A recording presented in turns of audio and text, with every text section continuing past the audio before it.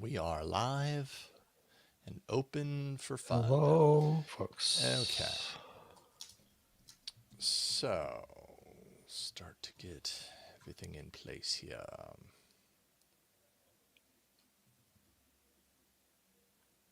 These TikTok videos go viral. 10 a.m. Why is this not? Oops, wrong AI inside. Oh, that's weird. Yeah, is it not? Oh, now it is. Okay. On YouTube. It took a No, while on for YouTube. mine. Hey, Tay. Okay, so let's see here. Hey, Tay. Inside is live right now.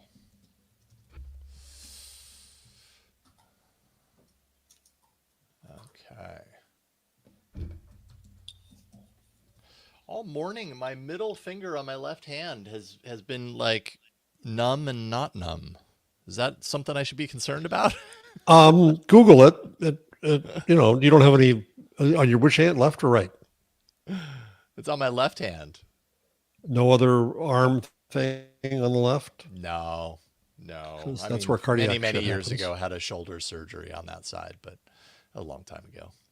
Yeah, I'm not too worried. But it is weird. It's like very disconcerting. It's just like it comes in and out of numbness. Let me say this. I'm not a doctor. Yeah, I know. It's all good. Hey, everybody. Wait for them numbers to start jumping. Took the YouTube page, I noticed, a while to actually catch with the live stream.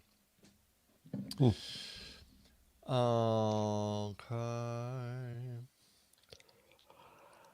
Oh, excuse me. Yeah, where's some of our regulars?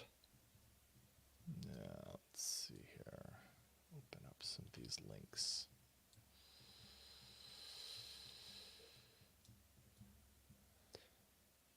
Last night on Android Faithful, for the third week in a row, we're getting these weird like audio click issues, and I'm trying to figure out what it is. I don't think it happens when I do my podcast down here. So maybe it's the computer, but Ron was getting it super bad, and then I was getting it a little bit. I couldn't tell if it was StreamYard or if it was us or what, but I mean, it's definitely there. It's very noticeable. Tay says your mic is not pointed enough. You're quiet. You were quiet. Oh, I'm quiet. How's that, Tay? Hello. I was looking a little bit away when I was talking, and I wasn't talking at full volume. Yeah, then the live stream numbers are okay. Now they're starting to jump up. We'll see. And then I'll go stream as soon as we start the show. I'll go on to Twitter. Oh, I see. That's what it is. I understand. That's what it is. I thought you see what I did? Because I figured we might lose some people at the beginning, so I wanted to experiment this week with going live when we just a minute before we go live. Okay, I got it. Okay, yeah, sure. Just right before. Good thought. I like that. Okay, well, we've got some people here hanging out and waiting, and we've got a lot of things that we can talk about. So let me go ahead and finalize my setup here, and then we'll kick this into gear. Okay. And my audio is a little bit lower than Jeff. Okay. Give me a second. Is that better, Tay? I fell out of the habit of bringing that other computer down here so I can do the level correction or the level monitoring so I know for sure with my eyes. Again, if StreamYard would just bake this into the interface, then I wouldn't have to go maybe in the new version steps to do it. Yeah. Oh, and do I have access to the dark mode yet? No, I don't think I do. Dang. The Android Faithful account had all of the new features, and mine apparently doesn't. Not yet. So I'm sure by next week it'll all be done. It'll all be part of it. Hello, Ozone Nightmare. Okay, sounds okay, says Tay. I trust you, Tay. Thank you.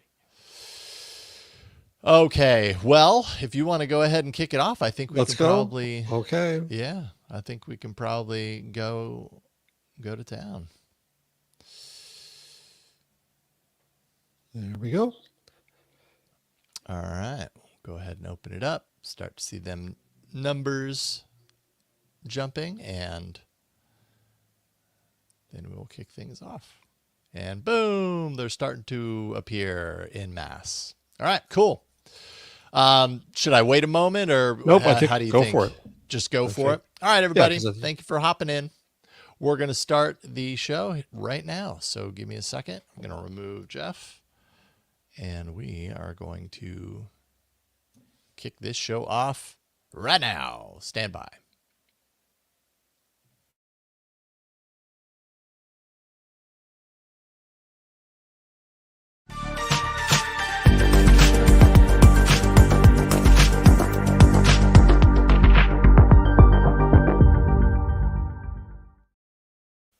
Hello, everybody, and welcome to another episode of AI Inside, the show where we take a look at the AI that is layered like a delicious lasagna through the world of technology. I'm one of your hosts, Jason Howell, joined as always by my co-host, Jeff Jarvis. How you doing, Jeff? Hello, my podcast boss, my Android god, my AI collaborator, my lasagna chef. Good to see you. There we go. I think we need a new logo for the show, the lasagna, AI lasagna. I like it. Well, actually, when you do look at the, let's see here if I have the layers. image. When you look at the layers. There's layers on the inside part, anyways. So Just need some oozing cheese in it. Yeah. Yes, some bubbling cheese dripping out. It's 1 p.m. where you are when we record this show. Does that mean you've already eaten your lasagna for lunch, or? Okay, so you're no longer hungry at this point when we talk. No, I had a nice empanada today. Oh, okay. Excellent. Very good. Well, the world is my oyster, but I will not be eating oysters when I eat lunch here after this show. That's for later. That's a later problem. For now, we've got a lot of things to talk about before we get into everything. Just want to remind people we do have a Patreon. Patreon.com/AI Inside Show is where you can offer your support for the show and for what we do, like Enda McCallig. Enda, thank you for being there since January, since the very beginning. Appreciate you and your support. Patreon.com/AI Inside Show. Also, just a reminder, because we have a lot of people that join us for the live stream, and I'm curious, live streamers, are you subscribed to the podcast? Because if so, well, that would just make me and Jeff very, very happy, and it would ensure that you wouldn't miss anything, even if you don't catch the live stream. AIinside.show. Go there. You'll find all the ways to subscribe to this podcast. Make sure you never miss. And if you're watching on Twitter or Facebook right now, please share it now and say, "Oh yeah, stuff to watch." Yeah, it's awesome.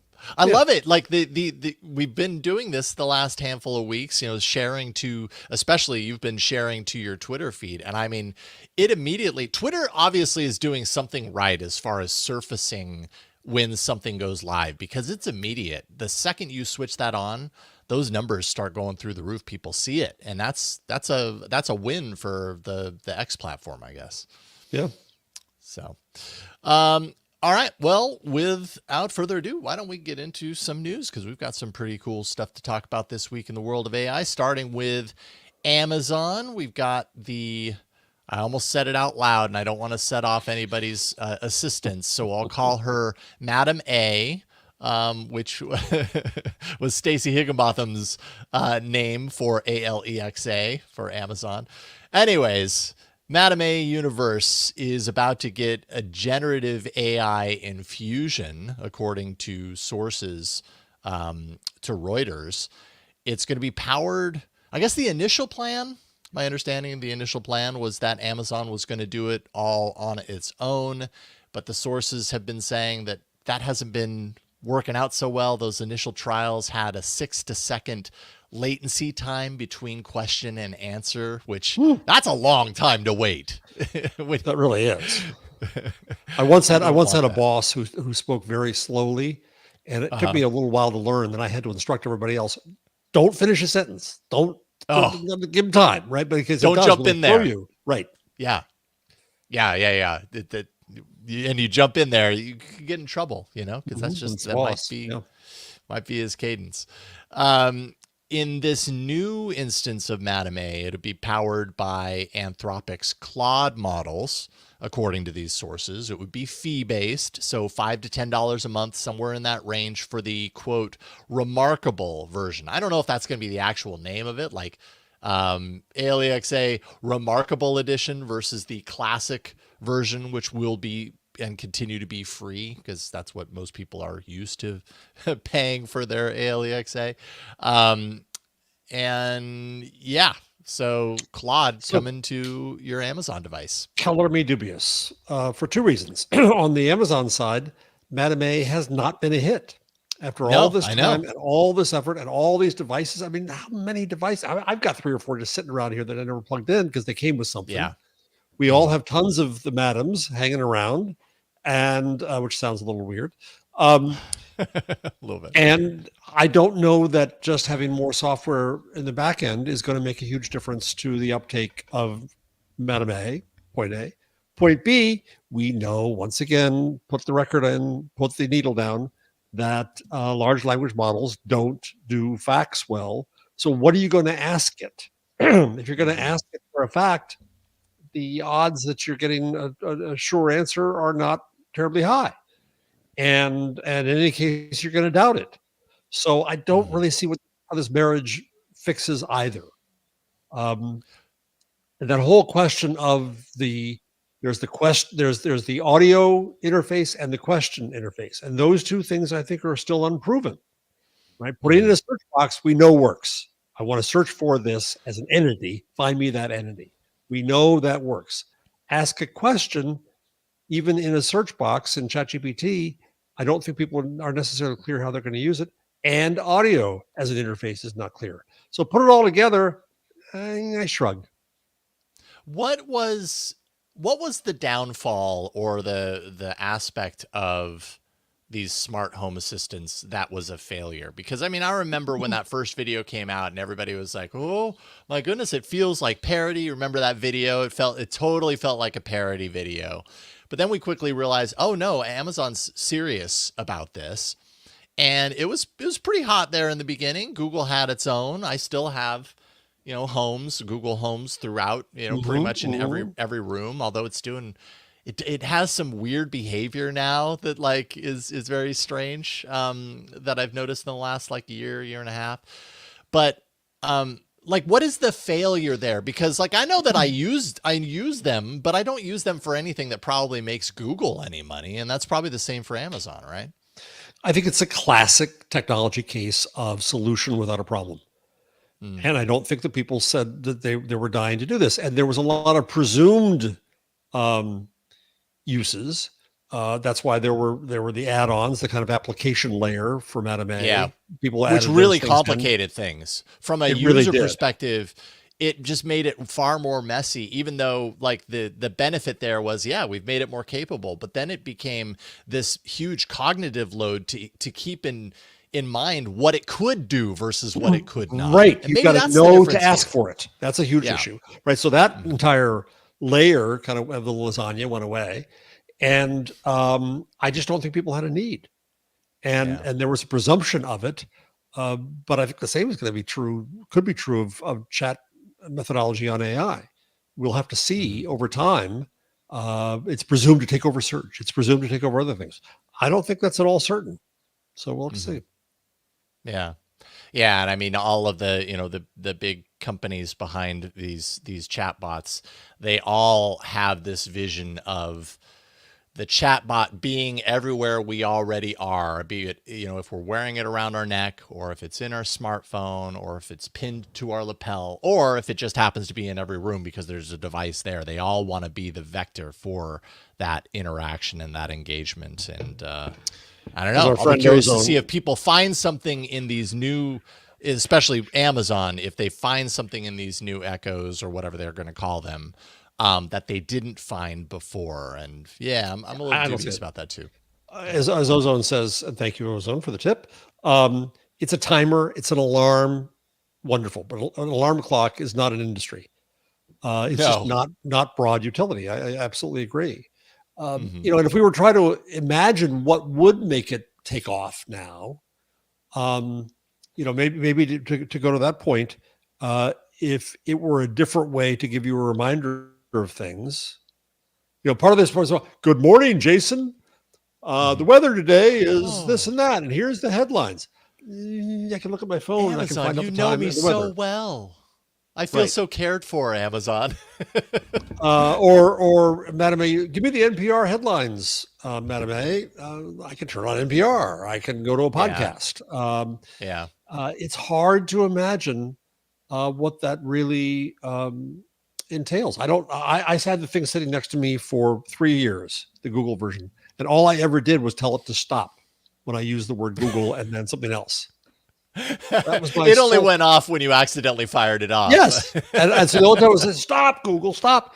Now in the car, I use voice, sometimes screaming at it in frustration because it's not doing what I want. But that's very straightforward. It's I'm telling Waze where to navigate me. Mm-hmm. I'm answering somebody's text. That's kind of it. Yeah. Yeah. Yep. I agree. I'm super curious to see, even though I realize it's an obvious next step for these devices, because it does seem like, TNG, the next generation of what these devices promised to do in the beginning.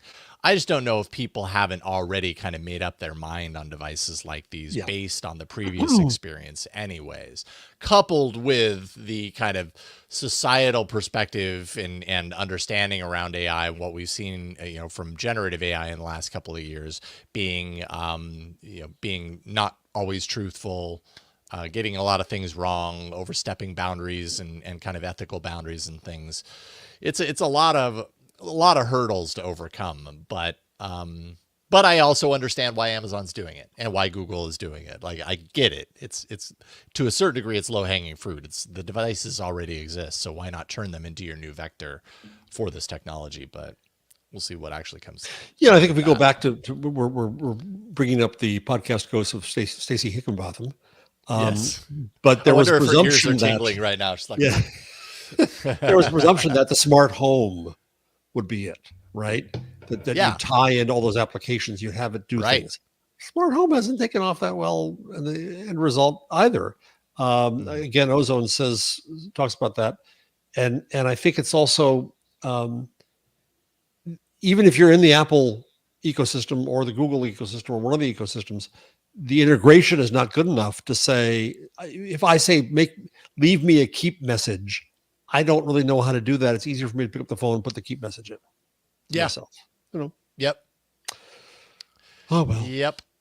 If syntax gets involved, then it's all downhill from there. That's continually my take on these things. Is if this is going to improve the syntax thing, like truly understand exactly what I'm looking for, and I don't have to think in the moment how to get it to do the thing. I just talk the way I talk, and it gets it the way another human being in the room might in the same situation, then I might be more inclined, but it still has to kind of prove that to me. I'm not convinced entirely yet.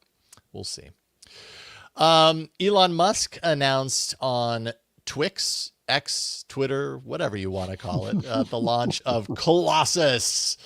Oh, it just sounds so big and massive. So you can take Musk math with a grain of salt, as you should at this point. But he says it's the, quote, most powerful AI training system in the world, end quote, which he expects to double in size from a 100,000 H100 training cluster to 200,000 via 50,000 H200s in just a few months. So he's saying right out of the gate, it's the biggest. And oh, by the way, in a couple of months, it's going to be twice as big. So it will continue to be the biggest. He also says the 100K cluster was brought online in 122 days, a very short amount of time, record time, according to NVIDIA, which they put out a tweet to acknowledge and to congratulate. And so when I was reading this, I was like, all right, so some of this feels like Greek to me, because as we've said many times on this show, we are students in the world of AI. We don't know all the answers, and we kind of use the show to really learn and understand and grow our knowledge of it. So to understand the magnitude of this, the most powerful AI training system, air quotes, relates to the number of GPUs behind the model. If you compare what Musk is touting here, which is 100,000, Google AI is currently at around 90,000. OpenAI somewhere around 80,000, NVIDIA AI around 50,000. You've got Meta and Microsoft both in that 60 to 70,000 range. So when you compare them based on the numbers that I was able to find anyways, who knows if they're 100% accurate, but Musk is touting something that beats all of them. And then if you're talking about, a couple of months time, doubling that would be pretty significant if that is true. If you believe Musk math. That's the key. I mean, Elon Musk is the most historic midlife crisis ever witnessed. Oh. Everything has to be the biggest. He has to set off rockets. He has to create ugly trucks, and he has to argue that he has the biggest AI there is. But first, I think we need to be dubious. On the information, they say that to set up something of that size would generally take a year. And so how the heck did he shortcut all of that? Then interestingly, they said that, where is it? I just had it here. That he must have found some solution for the power, because the utility company said that by August, XAI would have access to around 50 megawatts, which is only enough to power 50,000 chips. An upcoming substation would come online with another 150 megawatts, which would be enough for 100,000 chips, but not until 2025. And so what they say, the information is Musk apparently found a short-term solution to make up the difference, bringing in natural gas-powered turbines. And a group of environmentalists recently wrote a letter to the local health department that regulates air-polluting facilities, alleging that he's operating 20 gas combination turbines without proper permits. Oh boy. Okay. But to what end? So this is the other point. I think what we see happening in the discussion around models is they're getting smaller, they're getting more efficient. They've run out of content for training. So what does this mine is bigger, size matters really accomplish in the ability of the model that he may create? Color me once again dubious. I mean, other than being able to say, look, here's another avenue that I have set my sights on. I want to be the biggest and the best in AI because that's where everyone else is right now. It was just last year, April 2023, Musk reportedly bought a large amount of GPUs, somewhere around 10,000, which I guess in the grand scheme of 100,000 is not that much. But still, it's easy to see that was probably at least a component of this. Musk at one point, and not too very long ago, went public with the fact that all right, AI is the next thing, the next big thing that I want to be involved with, and I'm going to be the biggest and the best. And I think that's probably his prime directive is how can I be the biggest and the best, faster than anyone else. Yeah. And I don't think it's all about the hardware.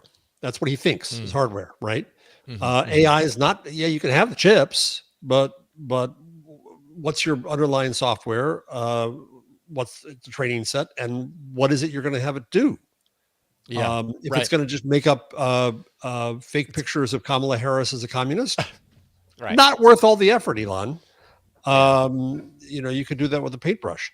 There's a lot of other ways. Right. And so I just don't see the strategy here. I never have with him, and except he's miffed about OpenAI. He left in a hissy fit, and so he's trying to say that I'll outdo them, but I don't think he has a strategy.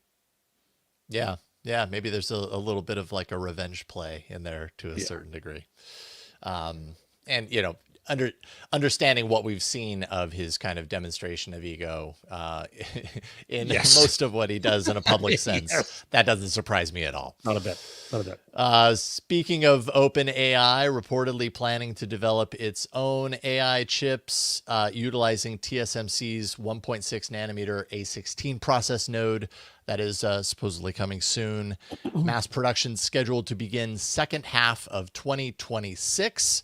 Might actually be partnering with Apple, Broadcom, and Marvell for the chip design. And ultimately, this is, at least according to the article here, really aimed at limiting or reducing reliance on NVIDIA AI servers as it currently does. And I mean, OpenAI is big enough, to I'm sure, have ambitions to own the entire stack at some point in some way, shape, or form, as I'm sure they all do. But it's going to take time and resources to make that happen. So seems like that's their plan. And a lot of stories we read in the Wall Street Journal wrote a story this week, or maybe it was the Times, looking at the various threats to NVIDIA's hegemony over chips. So I think people don't want to be strangled. They don't want a shortage. They do want their own thing. We saw the same thing happen in phones. We saw the same thing happen in computers. Yes. And so it's not surprising that they would do this. NVIDIA, I just looked at NVIDIA stock. So it led a downhill track among the techs yesterday. Last Wednesday, it was at 128. And then yesterday at its low, it was at 105. It's back up 1% today to 109. So, it takes a hit, but if you look at it, it's a literal roller coaster over. It went up and then down in an early part of August. It came back up again. Now it's going back down again. And I think that's what it's going to be in this world until we figure out not just who's the winner in these chips, but is there a sustainable industry market for them? The presumption right now is yes, there is demand for them. They are in shortage. No question there. But I don't think we yet understand the full future of the industry. So it'll be interesting to watch what other competitors come in. Meanwhile, Intel's about to collapse completely. And so I think that in some ways they're going to be out of this market more than we would have predicted 2 years ago. And who else is in it? I don't know the chip market very well. Again, Stacey Higginbotham does. We should have her on we as need a to guest. bring Stacey Higginbotham on this show. I think we do. That'd be fun, actually. Bring back her chip memory. So we'll see what happens here. If I were an investor in OpenAI, I don't know where's the true unique value going to be. Is it in the hardware or is it in the software? Same discussion we just had in the last story. So I think in the long run, it's going to be in the software. Yeah, that's my hunch too. Yeah, interesting. This is a more fun than chips story, because chips sometimes I feel a little dry. It can be it's like carburetors. There's only so much you can say, right? There's only so much you can say. Although there are some people, they could talk for hours about chips, and I don't understand. I appreciate that they can do that, but that is totally not me. But you know what? Something that I can talk a lot about is the topic of creativity, and NaNoWriMo is something that I've been aware of for a very long time. I've never participated in it, but I know, our friend, Tom Merritt, has done NaNoWriMo every year for a very long time. What is it? It's the National Novel Writing Month. It's an organization that really is designed around the idea that every November they put out a challenge for people to write a 50,000 word manuscript during the month. And it's really just, an opportunity, if you participate, to explore what it's like to write something significant like that. 50,000 words, no joke. And so it's a cool challenge to get people writing. Well, on Saturday, the organization. Oh yeah. How do you feel? First of all, what is your take on NaNoWriMo as someone who's written many books? I'm curious. I actually did write a novel once. Nobody knows this. I wrote a novel. Yeah, I guess novel versus, different things. And I thank goodness no one published it. It's sitting up on a shelf up there. And when I die, I won't know the laughter at me. So my kids can burn it or whatever they want. They'll open it up, flip a couple of pages, be like, all right, next. It's terrible. It's terrible. I haven't had the courage to open it. So, and right now I'm trying to write my book about the linotype, and it's, a paragraph at a time. I can't imagine doing 50,000 words in a month. Yeah. But my going into the story that you're about to put out, my overarching attitude is, it's not going to be James Joyce, but who are we to think that writing and expression is to be limited to a small group of people? And I'm generally about the democratization of creativity and voice. And so in general, snobs will make fun of this, but I will try not to. Now, having said that. Well, so on Saturday, the organization released its perspective on the use of AI for writing. It did not in this perspective that it shared explicitly support or refute the technology. And I think a lot of, we'll just say a lot of like self-proclaimed like actual writers, or whatever you want to call them, authors, probably had hoped that NaNoWriMo would come out against AI and the kind of, the approach of using AI for writing. NaNoWriMo said, quote, "We believe that to categorically condemn AI would be to ignore classist and ableist issues surrounding the use of the technology, and that questions around the use of AI tie to questions around privilege." So definitely taking a somewhat of an ethical stance with what they're saying around AI. And again, they're not saying they're for or against it. They're just saying there's no need to say all of it is bad, none of it is good. Like when as far as they're spelling out in their post, there are opportunities for people who might not be able to write without an assistive kind of technology like AI. Just as one example, there are reasons why maybe you don't want to use it, and there are reasons why you might want to. And that was, I think, their point. But man, people were not happy with it. They reacted. I think there's something to this that fascinates me. So I may have discussed this in the show before, but when ChatGPT came out, one of my first speculations was that I was looking for, how could it be useful? One thing I said at the time was perhaps it could be useful to help people tell their own stories, and that it might expand literacy in the sense that those who are intimidated by writing, which is most people, I mean, I do it for a living, you do it too, but most people hate writing anything from a letter to a blog post to a paper for school to God knows a novel. So I thought, well, this could expand literacy, help people tell their stories. That's a good thing. Then I had two of the executive students in the program I started at CUNY who said, "Whoa there, white fella." One of them runs a news site for First Nations people in Canada. The other one runs a news site for people who are incarcerated. And they both said, and they were quite right, do you really want to homogenize these unique voices into this pasteurized kind of language that comes out of AI that is based on the language of those who had the power to publish in the past?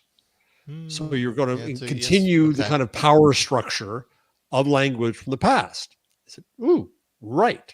I agree. However, we also know that in some cases, people, so you're, in essence, it enforces code switching, that you have to write in this way. Now, I also believe that maybe we shouldn't in journalism school even teach classic white English as the only form of English. There are many dialects that of English that matter greatly and bring more authority in their communities, plural. And so if we respect those, however, there are cases when you want to get a job with a big company, you want to go to work for McKinsey, God help you, and you're going to write a letter that McKinsey is going to understand in their language, not yours. So you add all that together, and I think I want to have it both ways. I want to say that there is value in helping people to be able to create however they want to create and putting them in charge of that. Saying to the AI, no, that's not what I meant. No, don't say it this way. They're the judge of whether it's successful or not. And they're responsible for it as well. If it lies, it's on them for having asked for it and having gotten it. On the other hand, I've had students who've come from other countries for whom English is not their first or even their second language. And I'm an idiot American who speaks 1.1 languages, the 0.1 being really bad German. And so I respect immensely, but I know what happens. They come over, they feel intimidated writing in English, and to be able to use AI to smooth out that English, to code switch for people who are less tolerant in America of lapses, we would say, in English, is really useful and really important. And so to cut people off from these tools, as long as they are in their control, I think I agree with the original statement at NaNoWriMo, which sounds funny to me, that it is in a sense ableist. It is discriminatory because you're taking that tool away. And I mentioned on the show last week, and I'm going to mention it a lot as we go forward. I've written a syllabus for a course at another university in AI and creativity. And this is one of the things I want the students to address and to face. Does it help them express themselves the way they want to express with authority? Or does it kind of nudge them away from what they would say on their own? Right. And how much are they control of it? How much is it a tool? Now, if you, I'll end it here in a second here, but if you choose to paint, you are limited by the brushes you use and the paints you use, and they all bring limitations. If you choose instead to do an engraving, well, that brings other limitations. If you, as a musician, choose to use a guitar to do a song versus a bassoon to do a song, right? They bring different things that you are only in so much in control of. Sure. And so this will be a discussion we'll have with Lev Manovich in, I think, 2 weeks, who looks at AI and creativity in these ways. So it'll be interesting actually to bring this story up with him, even though he deals with visual arts. But he argues that AI does not have an aesthetic built in, but that it is a very useful tool for creativity. And so if you say to people who want to be creative, you can't use that, that's cheating. It's like taking a knife away from an engraver. Yeah. It's yet another tool. And we've definitely talked about this, and, something like using AI for writing, there's a lot of different kind of levels and variations within that kind of blanket statement. How much are you relying on it? Are you saying, write me a story, here's my story, submitting? Or are you, on the opposite side, do you have your manuscript in a doc and it's telling you that you spelled there wrong and it's asking you to correct? Right. Yeah. And like, are we talking about pure algorithmic stuff, or are we talking about generating the entire thing top to bottom? And there are differences there. And they all, depending on how you define AI, fall into the confines of this algorithmic correction and everything. And I think it's impossible. Actually, this relates exactly with one of the quotes that caught my eye, where they said, we want to make clear that AI is a large umbrella technology. The size and complexity of that category, which includes both non-generative and generative AI, among other uses, contributes to our belief that it is simply too big to categorically endorse or not endorse. And I think that's right at the core of kind of how I feel about a lot of this technology. And I know that wasn't what writers, I think there were some writers that actually stepped down from the writers board or at the organization because of this immediately and very vocally. That might not be what they wanted to hear, because there is that immediate reaction of, if it's AI and it's writing something, then that is bad. And I don't begrudge people for holding that belief, but I do think that the making the statement that no matter what, if it's AI, then throw it out. Like, I think that's a blunt object on something that has a lot of variability within it. So I'm trying to find it right now, and I probably won't on the fly, but the MLA CCCC Task Force on Writing, Modern Language Association, and I forget what the CCCC is, College Composition and Communication. No, Conference on College. There's the 4 C's. So I haven't found the paper itself yet, but they had a very good paper. My friend Matthew Kirschenbaum from University of Maryland was a member of the task force, and they just said there's many tools that come before. The printing press was a tool. Spell check is a tool. We've gotten used to these things in the past. This is a tool to be used. So if English professors are not scared of it, then I think that a novel contest shouldn't be. I guess I get it, though, Jason. It's somebody who says, "Oh, I sweat and blood over my 50,000 words, and you used a machine." Right. Yeah. Is it the steroids of writing and the creativity? I don't know. It's a fun story. I'm really glad you put that one in there. I had not seen that one. Yeah. it definitely caught my attention. Ozone, thank you so much for the super thanks. Says this has been the biggest problem with the destroy AI folks. That stance ignores any positive uses of the technology, which is an immensely limiting view. And I think we're kind of in a similar camp with you. So thank you for that. Appreciate it. As usual. Yeah, as usual. Yes, indeed. All right, we're going to take a quick break. When we come back, we've got more to talk about. The latter half of the show has more fun stories as well coming in a second. What, no chips? All right. So, unfortunately, to Jeff's disappointment, we aren't going to be talking about chips in the second half of the show. I'm sorry.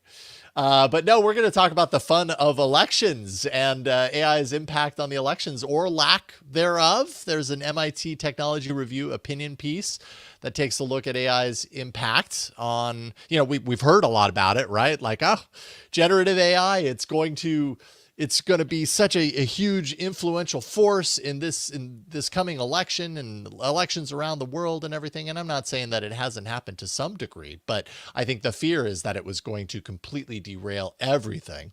And this opinion piece attempts to demonstrate how the predictions about AI's influence on election have so far been exaggerated. But I'll just kind of stop there because you wrote about this on LinkedIn as well as kind of a summary of it. So tell me a little bit about where you're at on this. So this paper comes from, or this piece comes from scholars I really respect. Felix Simon is now, I think he's in charge of research at the Reuters Institute for the Study of Journalism at the Oxford University. Keegan McBride is a professor of AI government policy at the Oxford Internet Institute, and Sasha Alte is a research fellow in the University of Zurich. So the real deal, folks. And what they tried to do was look at the fear that had come out about the impact of AI on elections, and then puts forth, I think, what is not specific to this, but is true of AI and is true of other fears about manipulation of the public as a whole. And so it's really about media theory to a great extent. So they list a few reasons why we shouldn't be worried. The first is that mass persuasion is notoriously challenging. The presumption has been through years of media study that there's this idea of the hypodermic model, that if we just tell this people stuff, they're going to believe it and it's going to change their behavior. And it is much, much tougher. People have agency, and that ignores their agency. It treats them like a mass. Second is that for a piece of content to be influential, and I'm quoting now, it must first reach its intended audience. And today, a tsunami of information is published daily by individuals, political campaigns, news organizations, and others. Consequently, AI-generated material, like any other content, faces significant challenges cutting through that noise. There's just a lot of speech going on there, and it's just one more speaker. Right. Third, emerging research challenges the idea that using AI to micro-target people and sway their voting behavior, this is really interesting, works as well as initially feared. Voters seem to not only recognize excessively tailored messages, but actively dislike them. This goes to creepiness and surveillance capitalism and your targeting, right? Even though I will mock that view of surveillance, it's true that it's gotten real cooties out there in society, and people don't want to feel that seen. And so if you use AI for that purpose, it's not going to work very well, so you've just lost that supposed power of it. Fourth, pardon me, voting behavior is shaped by complex nexus of factors.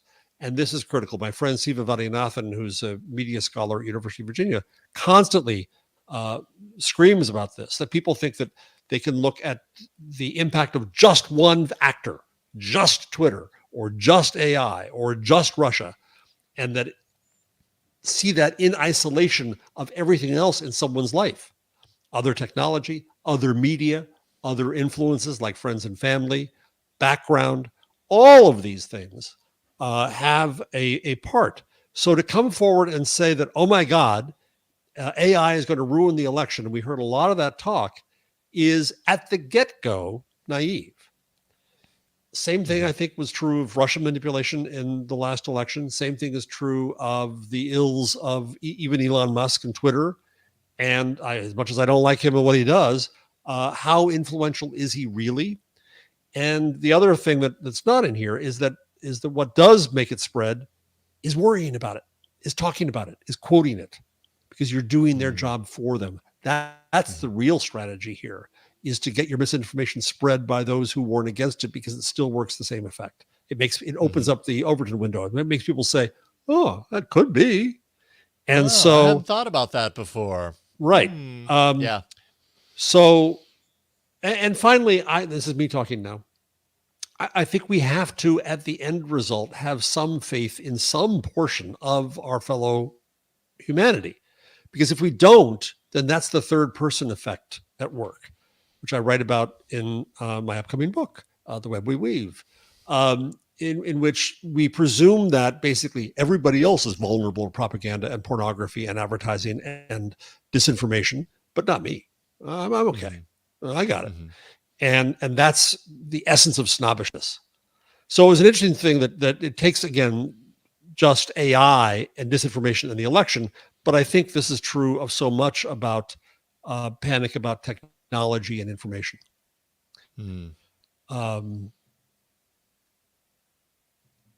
I also, we didn't put it in the rundown, but also I had a snit fit over Yuval Noah Harari in the New York Times today, who, when the bots compete for your love, and he leaps from trope to trope to trope, as he does in his books, in my belief, where he says that, information changes and that threatens democracy, and information is changing right now, and ergo, AI can change all this, and we're in danger, danger, danger.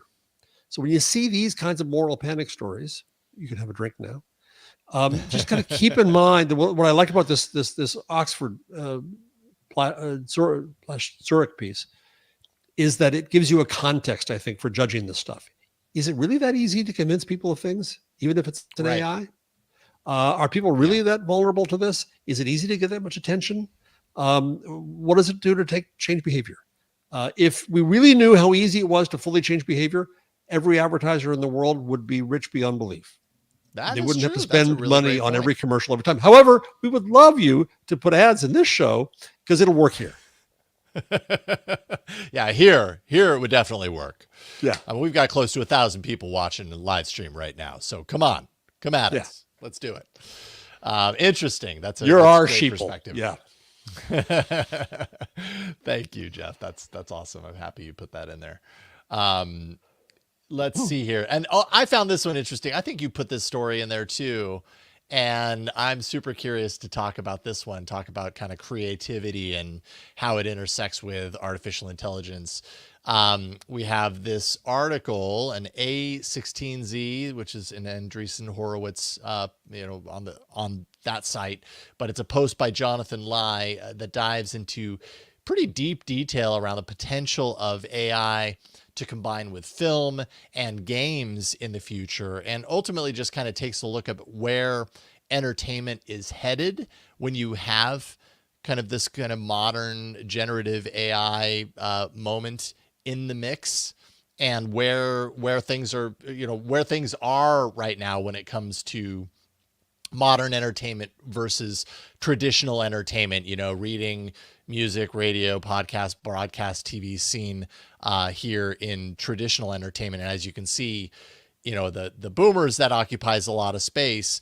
As it goes down to millennials, Gen Z, Gen Alpha, it's a much smaller space. What really takes up that space are things like streaming movies, series, social networks, and the largest portion for Gen Alpha, especially 22%, it says, video games. And it dives into, it covers a lot of ground. The article in total is very interesting. It talks a little bit about, kind of the traditional gaming approach being very predetermined, rendered through a graphics pipeline, preloaded with assets, deterministic, how interactive video is, you don't need assets because it's just really derived on the fly from prompts. Those frames are generated in real time by an AI model. The gameplay is infinite and probabilistic, and also takes a look at kind of Netflix's experience, or experiments rather, in interactive storytelling with Bandersnatch, which was a Black Mirror experiment, which I still have yet to see, which is strange because I love Black Mirror, but there's something about the interactive model that turns me off. So I found this interesting because like that's the reason I haven't watched Bandersnatch. And yet this article is kind of making the case that like as AI intersects with entertainment as we go forward, it's almost like they're saying that we're going to opt more for interactive viewing experiences as opposed to kind of the detached, sit back on the couch and watch it. Or am I misunderstanding it? What's your I think you got their perspective right. Yeah. But something else struck me about this piece, and it really goes back to the NaNoWriMo story. That's so hard to say. Yeah, you got it. NaNoWriMo. NaNoWriMo. Let me, if you go to that chart again, I think that there is a snobbishness slope that to bring in this new tool in AI into things in novels and reading. Well, we saw what the reaction is. Oh my God, you can't touch novels. Novels are sacred. Oh my God, don't do that. That's wrong. Yeah. Right? To do it in movies, that's cinema. How dare you? Even though AI is there in all kinds of ways, creating images for us, but it's still that's in the hands of the real pros. And if they can fool us enough, we don't know it. So it's okay. Well, I mean, TV, and there have been some examples where generative AI has been used in cinema to create like backdrop, like posters, and people flip their lids, and it was like a single poster in the backdrop. Yes, you know. Yes. Well, it's also a labor thing too, right? Right. Yeah. Absolutely. Yeah. Right. And TV, we're a little less snobby, but I think part of this is that we're the society as a whole, the culture as a whole, is the least snobbish about video games because old farts like me play it less, and the old structures of cultural judgment just aren't as much at play because they are there to please people, and you want to play them, and they're already made with weird graphics, and they're made to be otherworldly. And so I think that for AI to enter in, not just in the creation, but also as an act of part of the play in video games, it makes to me a lot of sense that that's the entry point. That's the wedge. And we'll see it there first. You know, I for my book, The Gutenberg Parenthesis, second plug, I it really started as a book about mass media and all that. That's a book I still want to write in the future. But there's a chapter in there about that where I looked at the sociology of mass culture, and that when radio came along and TV came along and film was there was a lot of tumult in the cultural world of, oh my God, this is the ruin, right? We had books and everything was okay. But if you go back farther, people had fits about novels, and this was going to ruin especially women and children, right? So with every new technology, there's a protection that occurs of the culture that existed before and looking down your nose at the new culture that comes along. And the newest, there's a comfort in what existed before. Yes. And so the newest is the safest place to play. And it's younger people, it's new. The snobs don't really engage in it. So I think we're going to see tremendous creativity in games. My only regret is I'm not a gamer, so I'm missing it. I don't get to see it. You can't do it on a Chromebook. So someday you'll get your wish. You'll get it on a Chromebook, and it'll be part of Google's enterprise plan. So you'll get that aspect too. maybe I don't know. That's interesting. Yeah, I mean, just taking a look at that graph and just seeing how, at least according to this graph, anyways, how that gaming aspect is, continues to increase and increase with every generation. Gen Alpha, that's a pretty sizable chunk.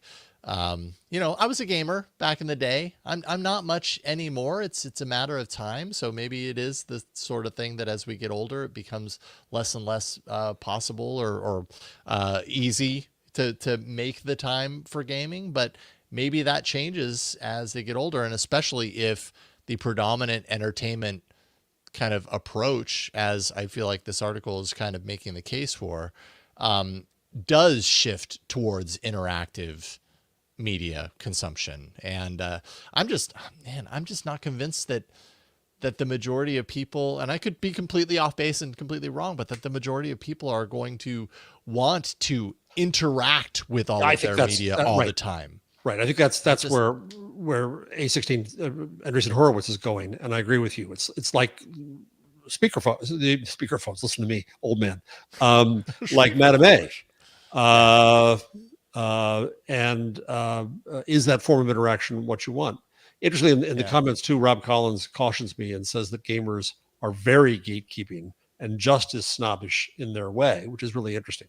Again, I'm not a gamer, so I don't have the ethos of that community very, very well. But I think from the snob's perspective, which a world I know better, they're snobbish about games in part.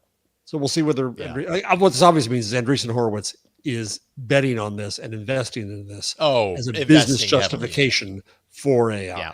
So we'll see if they're right.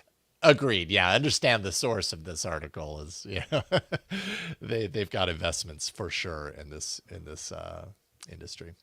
And then speaking of creativity, there's not probably a whole lot to say about this other than, hey, there's a new movie that's out that has to do with AI being the boogeyman. I think what I find, and what is it called? It's called Afraid, spelled AFR and then capital AID.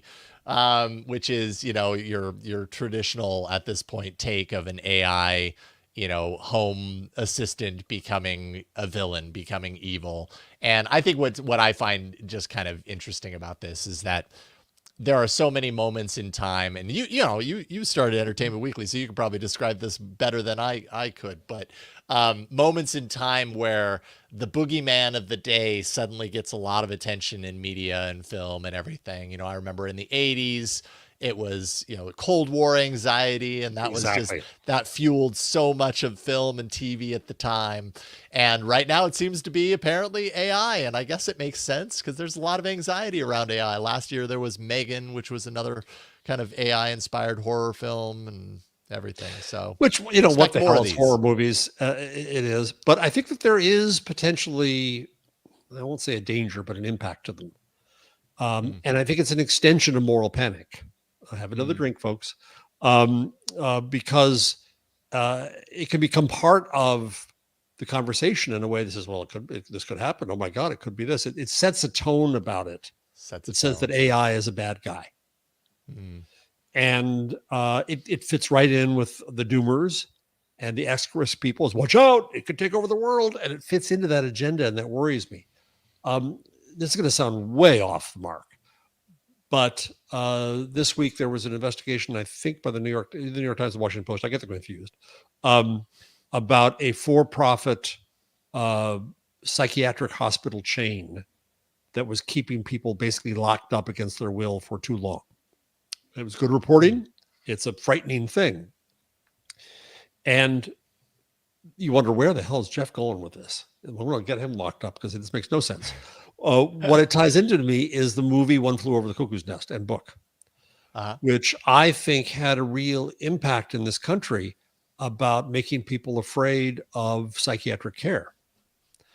Not that there wasn't necessarily reason to be, but it was in the fictional form. It made it, I think, it amplified that. It did. And laws were passed. When a friend of mine in California had a manic episode that was a bipolar episode that was really bad, his partner and I tried to get him committed, and it's really, really hard.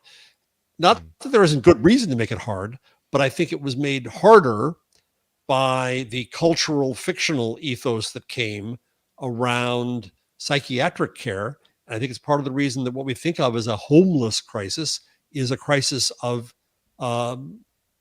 insufficient mental care for people, and fear that they have for going in. And so this news story this week only adds to that. It adds to it legitimately because this is a bad organization, it would appear, that's doing bad things. But I come back to the cultural piece of this. So what do a whole bunch of movies presenting AI as an evil monster coming to get ya, right, do? Well, once you finished laughing, or screaming first, then laughing, does that stay don't worry, it's only head? PG-13. There's not a lot to scream at here. It's just PG-13. I don't like horror movies. I'm absolutely marshmallow. I'm a huge fan. Oh, no, just no, no, no. FYI, I'm a I don't get total huge fan. I was love saying to it. my wife the other day, I don't get it. Don't understand. It's like eating too much hot sauce. I don't get Yeah. it. Yeah. But does that stay as part of the cultural conversation then? And does it have an effect on things like legislation and coverage? And so I'm not suggesting that anything should be done about the horror movies. Have fun. Go ahead and do them. That's fine. But Yeah, let's of try to course. stand back a little bit and ask that when we think that AI is a dangerous force, are we listening to the cultists of the doomsters? Are we listening to those who are exploiting it in entertainment? Is there a rational reason or not? Mhm. See, you thought there wasn't much to say about the story? I can drone on about anything, Jason. Anything at I all. mean, I figured we might go to some interesting places with something like that, Or not. considering your background at Entertainment Weekly and now AI. So I'm happy that we did talk about it. Yeah, I love horror movies. Like I did see Megan last year, and it's a silly AI driven horror film and everything like that. From my perspective, it's kind of like the horror film thing for me. There's a certain anxiety component of it that strangely is enjoyable to, I think, horror fans. And there's a compartmentalization that comes out of it too. So while I totally understand where you're coming from, I do also think that like I came out of Megan thinking that it was a ridiculous premise, even though it was AI, But were you a wakes up little and scared takes during over. it? Were you on edge? No, During it takes a lot to No. scare me with horror movies nowadays. I wasn't scared at all. Are your you know. kids of the age where you go to the movies like that with them, or they're too old now? I took a total tangent, but my older daughter, she's now 14. I took her by her request to The Shining at the movie theater last Halloween, and it was awesome. We had a great time. So I'm like, oh man, is she starting to get to the age where I can show her some of my favorites? And I think she is. So she can appreciate it. But I totally get it. Some people hate horror movies, and I totally understand. There's something about it that I just enjoy. I'm still asking nosy questions. What about your wife? Does she like them? She can watch some of them. She can't watch some of the ones. Like I've seen so many at this point, and I know that there are some that like I just wouldn't show her. Better. She would not last. But she's seen some. Yeah, she's not a super fan like I am. Right. I'll just say that, and I totally respect it too. So, anyway, all right. One last. I'm curious now. Sure. Is there any movie that is so freaky you wouldn't watch it again? Oh boy, that's yeah, there's probably there's a couple. There's a new whatever franchise called Terrifier that was pretty hard to watch. Horror. Also, when you go into horror movie fandom, it gets really weird really quickly. Like there's certain aspects of horror that I do not care for. That really take it to a total extreme. They stop being fun and they start being a little too real, and masochistic and I don't really enjoy those. And so those would be the ones that I probably wouldn't turn to again. It's the ones where in the end it's funny. Yeah. At the end it's kind of a joke, right? But sometimes right, they exactly. Take You're in on the joke. Yeah. And you're on the joke, hopefully, but sometimes they go so far that I'm not even connected to the joke anymore, and this is just uncomfortable, and I don't like that. So, all right, thank you. I should probably start a horror movie podcast. Actually, that would be fun. Well, the next story will inspire horror movies aplenty. There we go. Yeah, this is the perfect way to cap it off. Speaking of anxiety, the X1 Neo Beta robot, because apparently we end our show with robots nowadays. Norwegian robotics company 1X released a home robot introduction video. If you're watching the video version, I can show you real quick here. No audio. I'm going to mute the audio. But it's basically a woman in a living room with a humanoid robot that I still can't entirely tell whether it's a human. Oh, it's a human. I mean, it really looks it's like Neo it for is. Neoprene. Yeah, no, it's. Yeah, I mean, if it is absolutely a robot, human. it's got some moves, you know. No, it's not. It's not. No, This is hard to just believe like that it is. Elon Musk's demo of a robot. No. This Why is would you Jason. do that Jason, then? this is why you like horror movies, because you're a sucker for this. You're ready. You want to believe.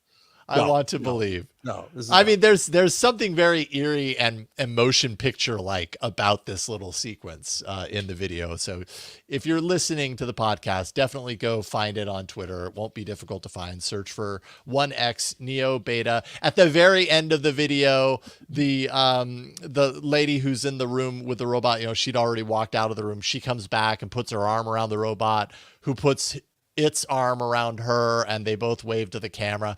There's just something really weird about this video. I don't know. If it is real, I might be a little scared, like legit. the company's mission is to create an abundant supply of labor via safe, intelligent robots. I get it, but that's a little direct. Yeah. Well, and prior to 2022, so a little backstory here, they had been building robotics for factories and commercial applications. In 2022, partnered with OpenAI. And so then they're everywhere. Now we're going into the kind of the consumery, here's a home robot. The video doesn't show this person dressed up like a robot walking, so there's that. We don't know if this supposed robot walks. Yeah, I'm super curious. I guess I am a sucker, because there's a part of me that's like, yeah, but what if? What if it's maybe someday we'll see this and it'll be real, right? Like it's bound to happen eventually. But when you see it in a horror movie, you'll believe it. Yeah, this is a horror movie I want to watch. Yes, right here. Yeah. The movie will be called Neo Beta. PG-13. There we go. All right. Not a whole lot more to say about robots or about anything at this point. I think I got to go take a look at my Netflix queue and see if I can find a good horror movie to watch. Thank you, Jeff, for this wonderful time talking about AI and for the more than 1,000 live viewers. You all are awesome. Thank you for watching us do this show each and every week. It's a cool tradition. Jeff, what do you want to plug? Where do you want to send our 1,000 live viewers to? So at Gutenberg Parenthesis, Gutenbergparenthesis.com, you'll find my books, the Gutenberg Parenthesis and magazine, with discount codes for both. Out this fall in October will be the Web We Weave. I don't have the site up yet, but if you go to Basic Books and want to pre-order it, use the code WEB20 for a discount there. Okay, WEB20. Excellent. Coming soon to eyeballs near you. Thank you, Jeff. Thank you. Always enjoyable doing this show with you. Appreciate it. We do the show every Wednesday at 10 a.m. Pacific, 1 p.m. Eastern. We actually live stream the video to a number of places at this point, but primarily to the TechSploder YouTube channel, youtube.com/@TechSploder, all one word. And you can check out the live stream there. Jeff has been also streaming to his Twitter feed. So find Jeff Jarvis on Twitter. You'll find it there. Twitch. It's in a few different places. But if you do check out the live stream, be sure to subscribe to the podcast as well, because, you might miss the live stream and still wonder what we had to say about the AI news, or if we talked to someone very interesting. We don't want you to miss it. So AIinside.show. That's the webpage that gives you all the information that you need to know. Also, all of the episodes are listed there as well, including audio and video. So it's all kind of compiled in one place. And finally, if you want to support us on an even deeper level, you can patreon.com/AIinsideshow. There you can pick a level that works for you. You also get some perks. You get ad-free shows. Early access to AI videos on the TechSploder YouTube channel, Discord community, regular hangouts. You also get an AI Inside shirt, pretty awesome shirt. If you become an executive producer, like this week's executive producers, Dr. Do, Jeffrey Maricini, WPVM 103.7 in Nashville, North Carolina, and Paul Lang. Thank you all. Fifth name in there. Thank you all for your support. And I hope you enjoy your t-shirts when you get them. But that is it. And I don't really have a whole lot more for you. So thank you so much for being here with us. Thank you for hanging out. We appreciate you. And we'll see you next time in another episode of AI Inside. Bye, everybody. Take care.